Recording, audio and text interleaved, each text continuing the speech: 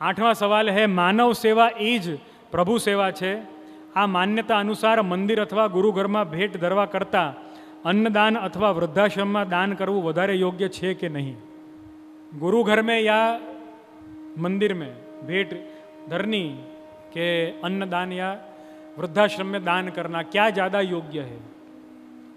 योग्य ये है कि आपका धर्म क्या है वो आप सोचो.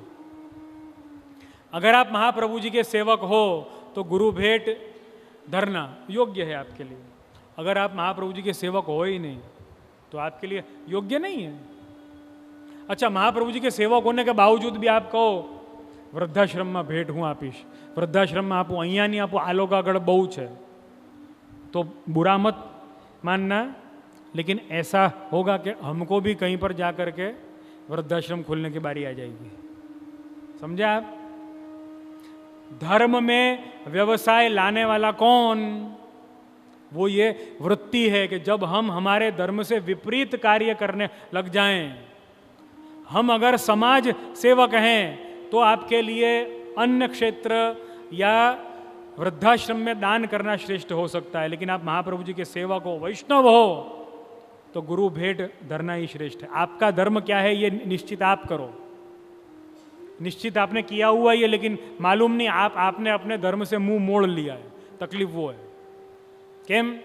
मारा बाए मने ब्रह्मसंबंध अपावेलू, तो आ तने वृद्धाश्रम में दान आपू એ તને જ્ઞાન પણ કોઈ બીજાની બાએ જ આપેલું છે, અથવા કોઈ બીજાના બાના પોતરાએ આપેલું છે તને જ્ઞાન. તારું નથી આ જ્ઞાન. આ લોકો પાસે તો કેટલું છે, એના કરતાં અહીંયા ન અપાય. કોનું હતું આ જ્ઞાન? તારું હતું આ જ્ઞાન? નહોતું આ તારું જ્ઞાન. પેલો જે પેલાની हारे फरे छे ने एनु हतुं ई ज्ञान. तुम्हारा धर्म क्या है तुम अपने गुरु से समझो और अपने धर्म के अनुसार भेंट या दान करो.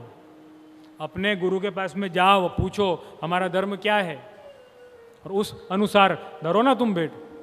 नहीं, गुरु के पास में आजकल प्रॉब्लम ये है, गुरु बनाना नहीं है, गुरु को बनाना है या फिर स्वयं गुरु बन जाना है. तकलीफ वो है. इसलिए ज्ञान आता ही नहीं है. अज्ञानता फैलती ही जाती है, फैलती ही जाती है. अरे महाप्रभु जी स्वयं कहते हैं, व्यासोस्माकम गुरु. व्यास जी मेरे गुरु हैं, भगवान के ज्ञानावतार वेद व्यास जी मेरे गुरु हैं. महाप्रभु जी मानते हैं ये, और हम गुरु ने ना मानू. गुरु को बनाना या गुरु बन जाना ये हमारा काम हो गया. हमारा है ये काम? ये नहीं है हमारा काम. एक बात हमेशा रखना ध्यान में, हम आपके गुरु बनने के बावजूद भी हम महाप्रभु जी हैं ऐसा हमने आपको कभी नहीं कहा है. हमने हमेशा ये कहा है अपनी दीनता से, अपने दीनता भाव से, कि हम द्वारभूत गुरु हैं. मूल गुरु श्री महाप्रभु जी हैं. ये हमारा दीनता भाव ही है. हमारे बड़ों का, हमारे पूर्वाचार्यों का ये दीनता भाव है. इसलिए हम अगर वैष्णव हो करके ये मान रहे हैं, वैष्णव सेवक हो करके, हमारे गुरु कौन, हमको ज्ञान कौन दे सकता है? कोई नहीं. हमको अगर ज्ञान कोई अगर देगा तो कौन देगा? यूट्यूब. यूट्यूब देगा हमको ज्ञान? अरे गुरु हमको देंगे हमको ज्ञान. और स्पष्ट बात जान लेना, मैंने ये बात हमेशा से कही है, पहला गुरु थी भेंट कर, पछी गुरु ने भेंट धर. मुझे वो वैष्णव या वो व्यक्ति, उससे मैं भेंट लेना बिल्कुल भी नहीं चाहूँगा जिसने एक क्षण भी आ करके और मुझसे उपदेश नहीं लिया है. आप उपदेश लो, उपदेश आप लो. अगर ये सोचते ना मैं उपदेश क्यों लूँ, मैं तो धर दूंगा भेंट, ये सोच के ही उपदेश ना ले लो कि भाई इसको भेंट धरनी है तो इसको सुन लो. उपदेश लो. हम पे ऋण चढ़ाओ मत. ये कहने वाले जो है ना, अरे मैंने तो इतनी भेंट धरी थी इनको, तब इनकी इतनी इतनी हवेली हुई, और तब इनका इतना इतना आयोजन हुआ, और तब इनका इतना इतना ये हुआ.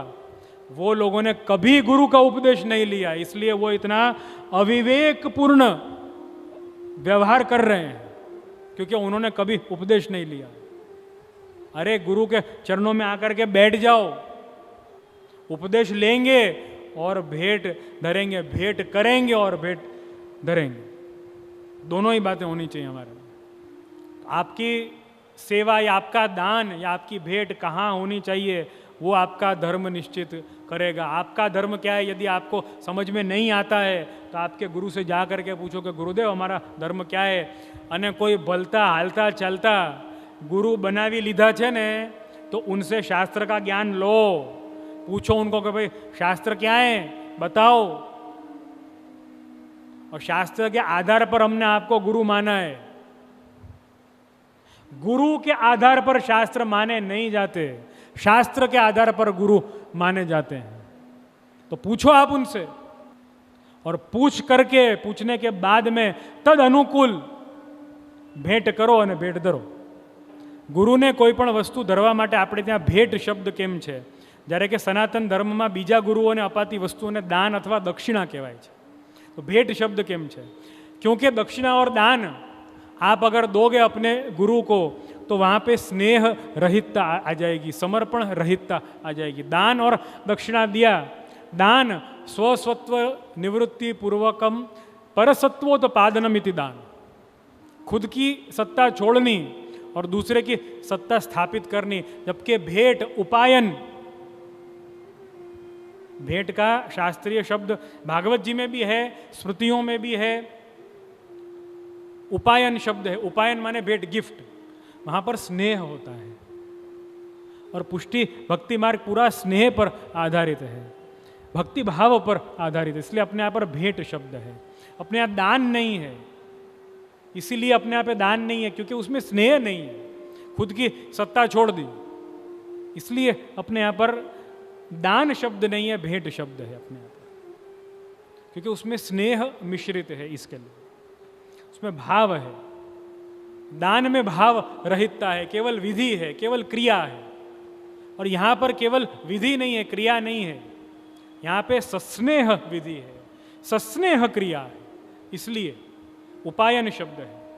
गोपीजन भी, प्रभु का जब प्रागट्य हुआ है तो नंद महोत्सव में आज भी अपने यहाँ पे जो गोपी, जो जिनको वल्लभकुल आचार्य की आज्ञा हो और जो गोपी का स्वरूप धारण करे, वो प्रभु के सन्मुख में जाकर के श्रीफल भेंट धरते हैं। गोपीजन अपने यहाँ पर आज भी श्रीफल भेंट धरते हैं। उसका कारण क्या है?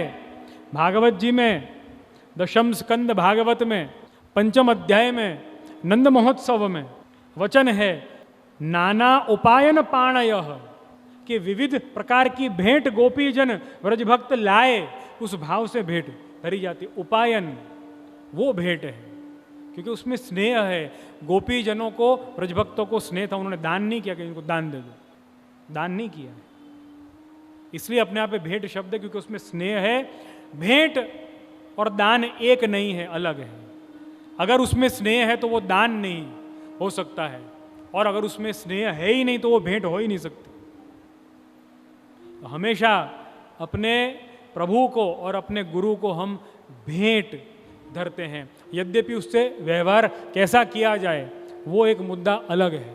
उस भेंट से उसको समर्पित मान करके और प्रसादी स्वरूप में उसका उपभोग करना के नहीं, ये मन के संकल्प पर आधारित है अपने यहाँ पर, और गुरु की आज्ञा पर। हम में विवेक नहीं होने के कारण गुरु की आज्ञा की आवश्यकता है।